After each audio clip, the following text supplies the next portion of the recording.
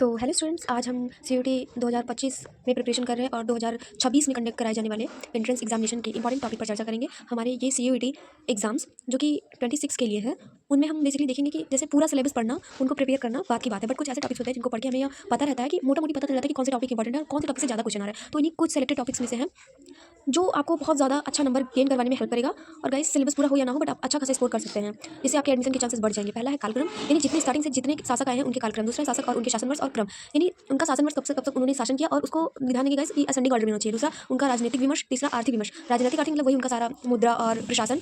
चौथा आ गया उनके शासनकाल में विकसित कला और उनके द्वारा निर्मित कलाकृतियाँ। जैसे साउथ की अगर हम बात करें, अगर साउथ इंडिया की, तो बहुत सारे शासक ऐसे हैं जिन्होंने बड़ी बड़ी कलाकृतियों का निर्माण करवाया है, बड़ी मंदिरों का, या जैसे की बात करें तो जिन्होंने मतलब कि बहुत ज़्यादा निर्माण वगैरह करवाया है।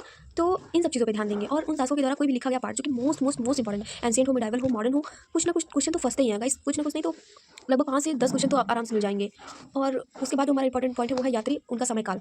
बहुत सारे यात्री आते हैं और बहुत टाइम तक रहते हैं, उनका समय काल और उन यात्रियों द्वारा लिखी गई पुस्तकें। और अब हमारा जो नेक्स्ट 5th पॉइंट है उसमें क्या है कि परिभाषा, यानी जो जिसे हम हिस्टोरियोग्राफी का एक बहुत इंपॉर्टेंट पार्ट समझ सकते हैं, परिभाषा, तो उसे हमें प्रिपेयर करना होगा। 6 पॉइंट है भारतीय सुधार आंदोलन और उनके संस्थापक। 7th है भक्ति, वैष्णव, शैव और जितने भी हमारे धर्म हैं उनके बारे में हमें जानकारी पढ़नी रहती है। और सातों सबसे मोस्ट इंपॉर्टेंट टॉपिक ये है कि हमें इतिहासकार यानी इतिहास लेखन, इतिहासकार के तथ्यों और वक्तव्यों को पढ़ना है। 8वां व्यक्ति द्वारा किए गए वक्तव्य, हाँ वही पढ़ना है। और 9th है हमारा गवर्नर जनरल, मोस्ट इंपॉर्टेंट है। और 10th है हमारा कांग्रेस का अधिवेशन और उनके अध्यक्ष, ये भी बहुत इंपॉर्टेंट है गाइस। भक्ति ट्रेंड्स में वही भक्ति, सूफी और एक बात ध्यान देंगे, साउथ इंडियन में वातापी का कल्चरल इंपॉर्टेंट बहुत ज़्यादा है, तो उसको ध्यान से पढ़ेंगे।